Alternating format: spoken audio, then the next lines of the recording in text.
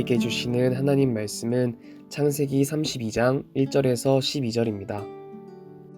야곱이 길을 가는데 하나님의 사자들이 그를 만난지라. 야곱이 그들을 볼 때에 이르기를 이는 하나님의 군대라 하고 그 땅 이름을 마하나임이라 하였더라. 야곱이 세일 땅 에돔들에 있는 형 에서에게로 자기보다 앞서 사자들을 보내며 그들에게 명령하여 이르되 너희는 내 주 에서에게 이같이 말하라. 주의 종 야곱이 이같이 말하기를 내가 라반과 함께 거류하며 지금까지 머물러 있었사오며 내게 소와 나귀와 양떼와 노비가 있으므로 사람을 보내어 내 주께 알리고 내 주께 은혜 받기를 원하나이다 하라 하였더니 사자들이 야곱에게 돌아와 이르되 우리가 주인의 형 에서에게 이른즉 그가 400명을 거느리고 주인을 만나려고 오더이다. 야곱이 심히 두렵고 답답하여 자기와 함께 한 동행자와 양과 소와 낙타를 두 떼로 나누고 이르되 에서가 와서 한 떼를 치면 남은 한 떼는 피하리라 하고 야곱이 또 이르되 내 조부 아브라함의 하나님 내 아버지 이삭의 하나님 여호와여 주께서 전에 내게 명하시기를 내 고향 내 족속에게로 돌아가라. 내가 내게 은혜를 베풀리라 하셨나이다. 나는 주께서 주의 종에게 베푸신 모든 은총과 모든 진실하심을 조금도 감당할 수 없사오나 내가 내 지팡이만 가지고 이 요단을 건넜더니 지금은 두 때나 이루었나이다. 내가 주께 간구하오니 내 형의 손에서 에서의 손에서 나를 건져내시옵소서. 내가 그를 두려워함은 그가 와서 나와 내 처자들을 칠까 겁이 나기 때문이이다. 주께서 말씀하시기를 내가 반드시 내게 은혜를 베풀어 내 씨로 바다에 셀 수 없는 모래와 같이 많게 하리라 하셨나이다. 아멘. 사랑하는 서문가족 여러분, 오늘 아침도 말씀과 기도로 시작하는 여러분 모두에게 삼위 하나님의 은혜와 진리와 평강이 함께 하시길 기도합니다. 하나님의 사람 야곱, 그의 삶을 묵상하면 위로가 됩니다. 왜냐하면 이토록 부족하고 실수투성이인 사람도 하나님 나라를 위해 붙으시고 사용하신다는 사실 때문입니다. 하나님께서는 야곱이 태중에 있을 때부터 그를 택하시고 그를 통해 하나님 나라를 이루어 가시겠다고 약속하셨습니다. 그 약속을 어려서부터 들어왔을 것입니다. 그러나 야곱은 하나님의 방식이 아니라 자신의 방식으로 자신의 것을 취하려 하였습니다. 형과 아버지를 속였습니다. 그로 인해 외삼촌 라반의 집으로 도주하게 되었습니다. 도주하는 중에도 하나님께서는 야곱을 만나 주셨습니다. 그리고 아브라함과 이삭과 맺으신 언약을 야곱과 이어가겠다고 말씀하십니다. 그러니 이젠 두려워하지 말고 염려하지 말고 하나님을 믿고 따르라는 메시지를 주셨습니다. 외삼촌 라반의 집에 도착한 야곱은 20년 동안 속고 속이며 부지런히 자신의 것을 취해왔습니다. 뺏기기도 하고 빼앗기도 하면서 참 치열하고 부지런하게 삶을 살았습니다. 어느 날 야곱이 외삼촌의 얼굴을 보니 안색이 전과 다릅니다. 심상치 않았습니다. 그때 하나님께서 야곱에게 고향으로 떠나라고 말씀하십니다. 야곱은 모든 채비를 갖추고 가만히 떠나게 됩니다. 여기서 이 가만히 떠난다라는 표현의 원어는 라반의 마음을 훔쳤다라는 뜻입니다. 이 관용구는 사람을 속이거나 농락한다라는 의미입니다. 또 그의 아내 라헬은 라반이 소중히 여기던 우상 드라빔을 훔쳐갑니다. 그 큰 무리가 얼마나 철저히 준비해서 조심스럽게 도망했는지 도주한 지 3일이 되어서야 라반이 알아차게 됩니다. 단단히 화가 난 라반이 야곱을 쫓아가지만 하나님께서 라반에게 나타나셔서 비난이나 책망의 말을 하지 말라고 경고하십니다. 이들은 서로의 마음을 토로하고 언약을 맺은 후 헤어집니다. 이제 야곱은 마음 편히 고향으로 갈 수 있을까요? 그렇지 않습니다. 고향으로 가는 길에는 쌍둥이 형 에서가 있습니다. 야곱은 여전히 형이 자신을 적대하며 여차하면 죽일 수도 있다고 생각하고 있습니다. 그러므로 외삼촌보다 더 큰 걱정거리는 친형인 에서입니다. 이런 야곱의 마음을 아시는 하나님께서는 하나님의 사자들을 야곱에게 보내십니다. 이것을 본 야곱은 하나님의 군대다 라고 하며 그 지역 이름을 마하나임이라 짓습니다. 두 진영이라는 뜻으로 자기 진영 옆에 하나님의 진영이 있다라는 것을 암묵적으로 표현한 것 같습니다. 하나님께서 그들을 보여주신 이유는 무엇일까요? 두려워하지 마라. 내가 너와 함께한다. 그러니 염려하지 말고 담대히 고향으로 내려가라. 이런 뜻입니다.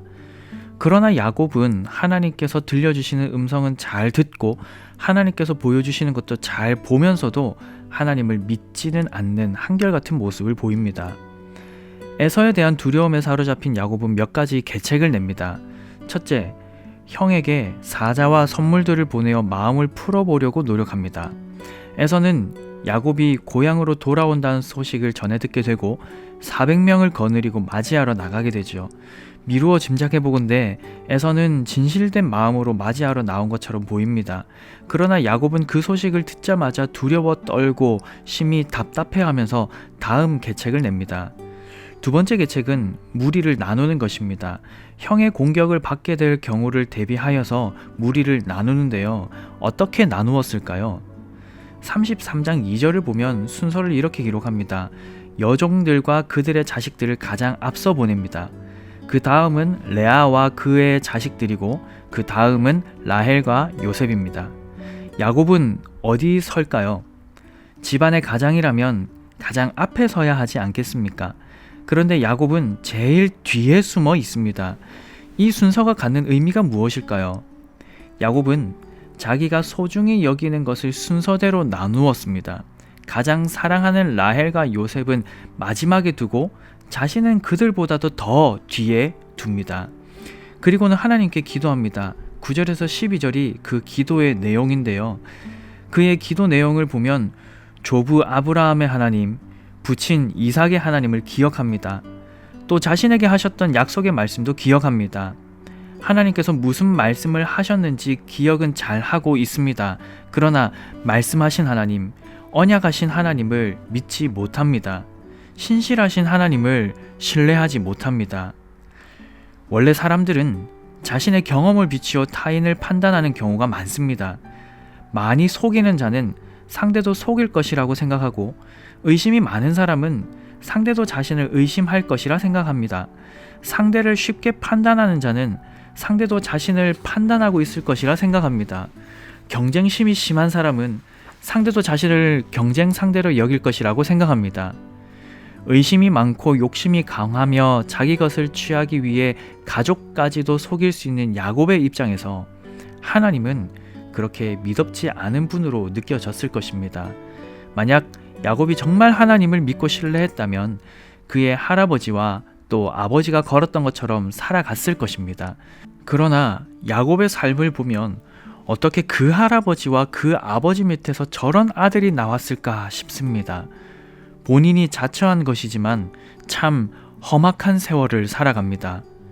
그럼에도 불구하고 하나님은 야곱을 끝까지 포기하지 않으시고 모든 것을 합력하여서 선을 이루어 가십니다. 서두에 야곱의 삶을 묵상하면 위로와 은혜가 된다는 말씀을 드렸습니다. 왜냐하면 제 삶이 꼭 야곱과 같아서 그렇습니다. 하나님을 믿는다고 말합니다. 매 주일마다 고백합니다. 매일매일 아침 저녁으로 기도합니다. 식사 때마다 기억하고 기도하지요. 매일 저녁 아이들에게 그렇게 가르치고 그렇게 기도해 줍니다. 주일마다 중등부 학생들에게 그렇게 설교했습니다. 그런데 제 삶은 그렇지 않을 때가 참 많습니다. 하나님을 믿는다고, 신뢰한다고, 하나님께 제 삶을 맡겨드리니 제 삶을 인도해 달라고 기도합니다. 그러면서도 제 나름대로 계산하고 따져봅니다. 제가 생각하기에 괜찮은 방법을 선택합니다. 후회할 때가 있습니다. 저의 욕심, 조바심, 그리고 경험과 지식을 총동원하여 산출해낸 어떤 결과를 하나님의 뜻보다 앞세울 때가 있습니다. 그럴 때가 많습니다. 제가 선택해서 제가 저질러 놓고는 하나님 책임져 주세요라고 기도할 때가 얼마나 많은지요. 마치 오늘 본문에 기록된 야곱의 기도처럼 말입니다. 사랑하는 서문가족 여러분, 정말 하나님을 믿고 정말 하나님을 신뢰하고 계신가요? 두려워하지 말라 하셨는데, 염려하지 말라 하셨는데, 걱정하지 말라 하셨는데 하나님께서 우리를 보호하신다고, 필요한 모든 것을 채우신다고 하셨는데 정말 그런 하나님의 약속을 믿고 따르고 계신가요? 어떤 목사님이 그렇게 말씀하시더군요. 이전에는 두려워하고 염려하며 걱정하는 성도들을 향해 불같은 회개의 메시지를 선포했었다고 합니다. 그런데 잠시 목사의 직분을 내려놓고 세상 속에서 그리스도인으로 살아보니 자신이 얼마나 교만했는지 알게 되었다고 합니다. 그 목사님이 깨닫게 된 것은 이것입니다. 아, 하나님께서 우리에게 두려워하지 말라고 하신 것은 세상살이가 두려울 만해서 그러셨던 거구나. 염려할 만해서 그런 거고 걱정할 만해서 그런 거였구나. 우리는 정말 연약한 존재이기에 두려움과 염려 속에서 하나님을 찾게 되는 거구나 라고 말입니다. 사랑하는 서문가족 여러분, 아브라함과 같이 그리고 이삭과 같이 하나님 앞에서 살아가면 참 좋겠습니다. 그러나 쉽지만은 않습니다. 야곱처럼 살아갈 때가 얼마나 많은지 모릅니다. 야곱처럼 욕심을 따라 살고 자기 방식대로 살면 하나님께서 우리를 버리시나요? 그렇지 않습니다. 물론 속히 회개하고 하나님께로 돌이켜야 하겠지만 실수하더라도 실패하더라도 하나님은 우리를 버리시지 않습니다. 우리의 실수와 실패 정도야 하나님께서 언제든 완벽한 성공으로 역전시키실 수 있기 때문입니다. 우리가 짓는 죄를 끔찍이 싫어하시지만 그것보다도 우리의 존재를 더 소중히 여기시기 때문에 하나님은 우리를 결코 버리시지 않습니다. 아브라함의 하나님, 이삭의 하나님은 또한 야곱의 하나님이십니다. 그 하나님이 바로 우리의 하나님이십니다. 이 사실을 꼭 기억하시고 오늘 하루도 주님 손잡고 주님과 동행하시길 삼위 하나님의 이름으로 간절히 축복합니다. 오늘 아침에 함께 기도하실 제목은 첫째, 내 뜻과 내 고집대로 살지 않고 하나님을 온전히 신뢰하며 하나님의 방식대로 살아가는 오늘 하루 되게 해주옵소서라고 기도하겠습니다. 둘째, 오늘부터 있을 중등부와 고등부 겨울 수련회를 통해 귀한 청소년들이 예수님을 인격적으로 만나고 변화되는 은혜가 있게 하옵소서라고 기도하겠습니다.